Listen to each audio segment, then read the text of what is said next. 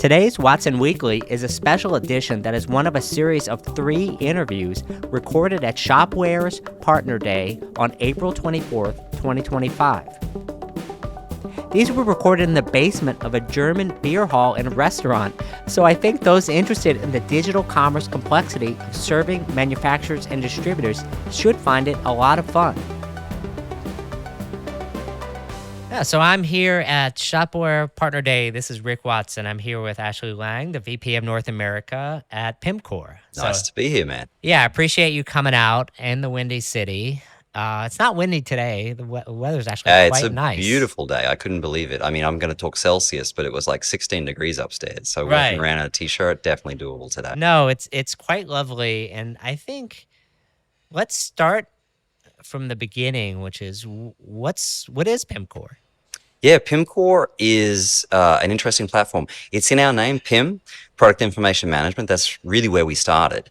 And, we realized really early in our evolution that, product information management, you need the assets, right, that support it, not just the images, but like things like sell sheets and safety sheets and all those other collateral that go with the product to manage, everything that happens next in the sales cycle, including the experiences. We end up getting involved a lot in portal projects where you have sales teams, customer care teams that are working at a wholesaler, distributor, manufacturer that need access to the same information the e-commerce channel needs. So we kind of grew out of pure PIM into all of that ancillary, managing the assets, managing the master data, making it available to the entire ecosystem, not just the e-commerce, but all of the channels where traditional sales and so on happens. Got it. And then I guess, how did you talk to me a little bit about your journey into technology and space? It's a funny story. So Australian, you can hear the accent.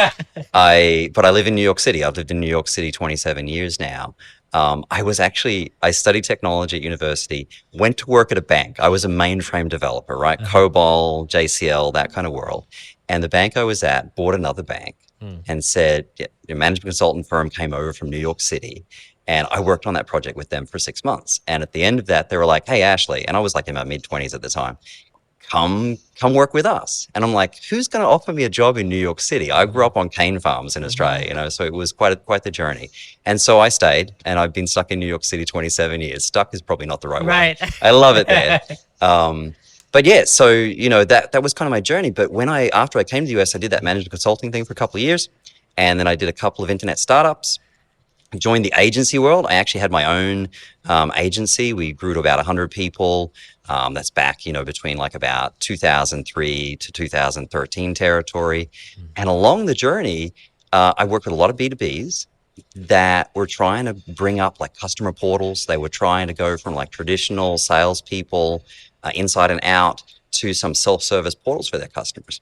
And they had ERPs and they had this dream and they had no data to support the dream.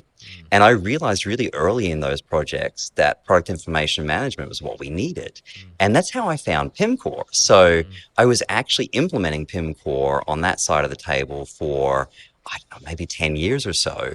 And recently, it's like 18 months ago now, the Pimcore team was like, hey, we want to build a team up in the US because they're Austrian based.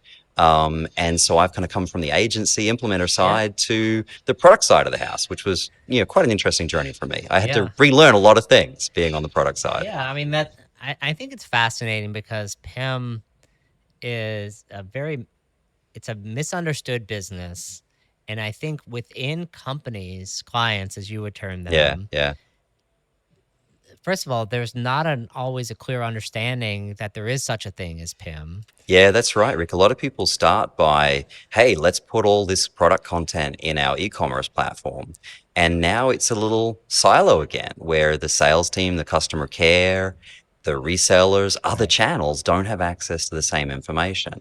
And a lot of time what I see happen is people wake up to that when they go maybe to their second channel, or they wake up to it because their marketing team is like underwater trying to deliver assets to the sales team. And that's when, people awaken to, oh, PIM, that's a thing, and we get pulled into the conversation a lot at that moment. Maybe we should have thought about this before. Yeah. And it's I would say 80-20 rule, just making it simple. 80% of the time, the people run into the problem. before they realize they need a PIM, right? Yeah. And 20% of the time you get that slick, smart person that maybe ran into it at their previous job, Right. and now they're at a new company and they're doing it the right way, doing the Got it. PIM first. And so how, I guess, being ahead of the North American business, as you think about your kind of remit, who's your ideal customer for Pimcore? Yeah, Pimcore, we're definitely mid-market to enterprise. We have a lot of folks I think I see all the time. Wholesalers, distributors, manufacturers come up all the time. A lot of them, are either trying to make better product information available to their resellers, or some of them are going direct themselves, or they're trying to support their sales teams, right, with self-service portals for those repeat orders and so on. But to do all of that, you need great product information, and you need the same product information in front of all those people. So I think those come up all the time. It tends to be complex products, right? It's not your t-shirts and shorts. It tends to be your very configurable product, something that has a lot of options. And I just don't mean color and size. Maybe think of like a sofa, a lazy boy, for example, where got a lot of components you add to it, right? Very configurable product. Or an industrial piece of equipment, where again there's a lot of fitment issues. There's a lot of like OEM parts, things that get added afterwards. So those are things that drive complexity.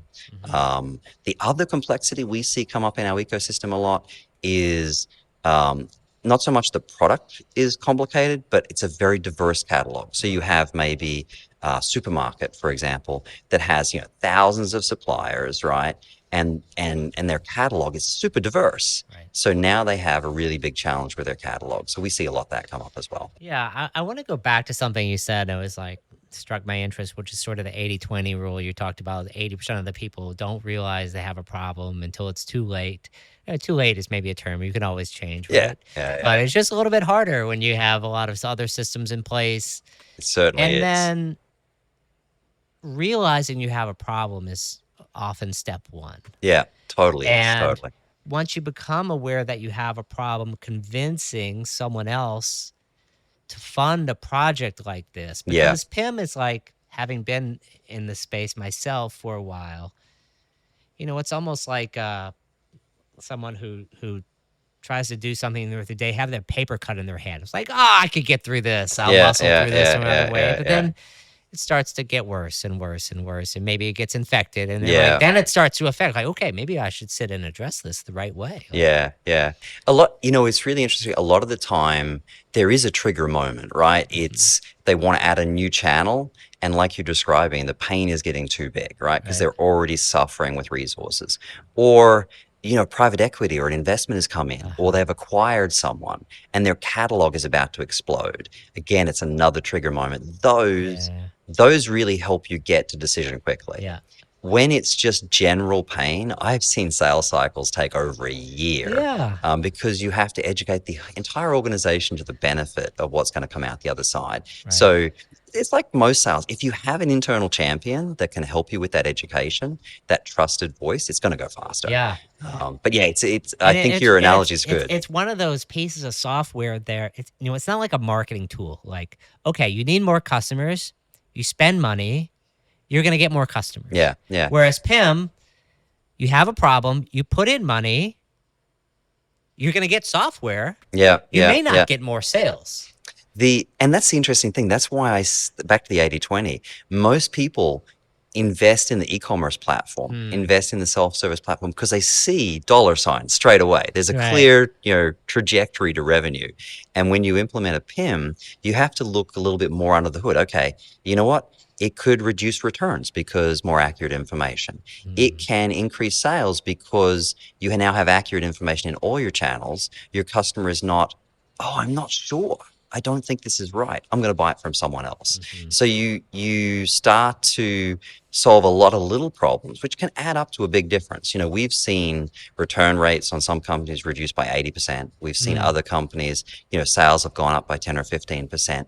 Just because they have better information. Right. So each company has to look at, their situation and what is what is the goal they're going for? And a lot of the time, because PIM can be such an expansive topic with channels and teams, it's really what's that North Star, right, for the MVP or the phase one? Because you could spend years rolling out a PIM, connecting to all your channels, and that's not the right approach. Right. You need to find the problem that you're facing Yeah, and solve it. find the problem. I mean, I think finding a problem in particular that's related, especially the first problem, Yeah, right? And there might be 10 problems, but it doesn't necessarily mean you should fix the 10th problem that's right. immediately. That's right. Finding that first problem that's related to the buyer's journey or affects the buyer's journey will help you gain some momentum. Absolutely. Yeah, it has to always be about the buyer. It has to be about what's the objective of the business. Okay, it's to make money. Who are we making money from? Right. How can we make their life better? It's the what's in it for me. Yeah. Is what you need to focus on. I would love to talk about those sort of like configurable scenarios. You mentioned like one thing offhand, like parts and fitment. And you said it like a throwaway term when I know it's like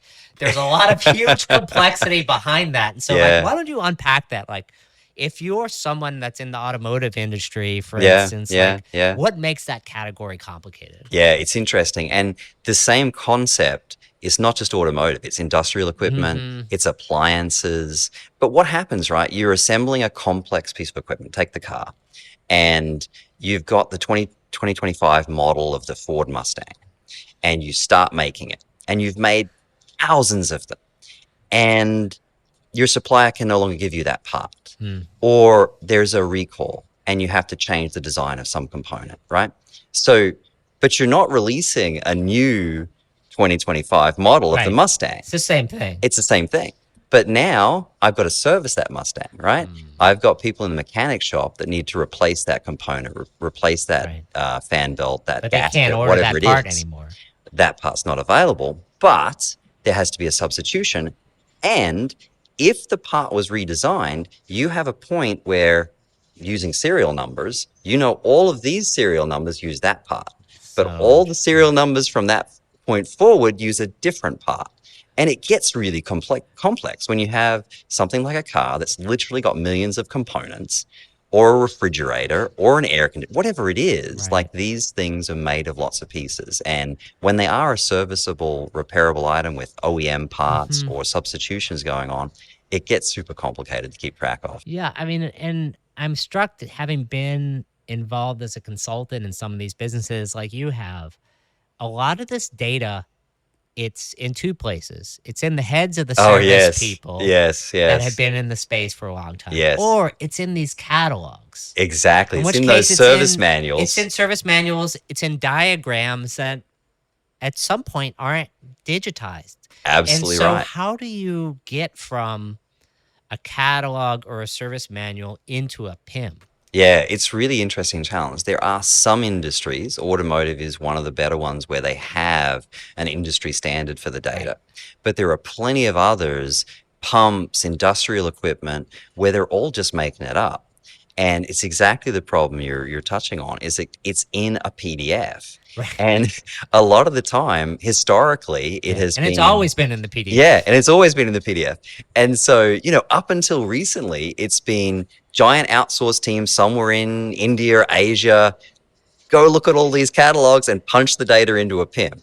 Now, AI is solving that problem a very different way, is training the AI on these catalogs. And you have to train the AI on the vendor, right? So JLG or Genie, whoever the company is, training on their material.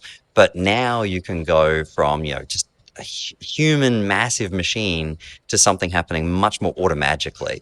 And it takes training of the AI, but it's an incredibly new world coming. I think there's going to be a great equalization of, product data in, the coming decade with what AI can do for us. Yeah, it's fascinating. I would love to bring this back to kind of where we are today at the Shopware events.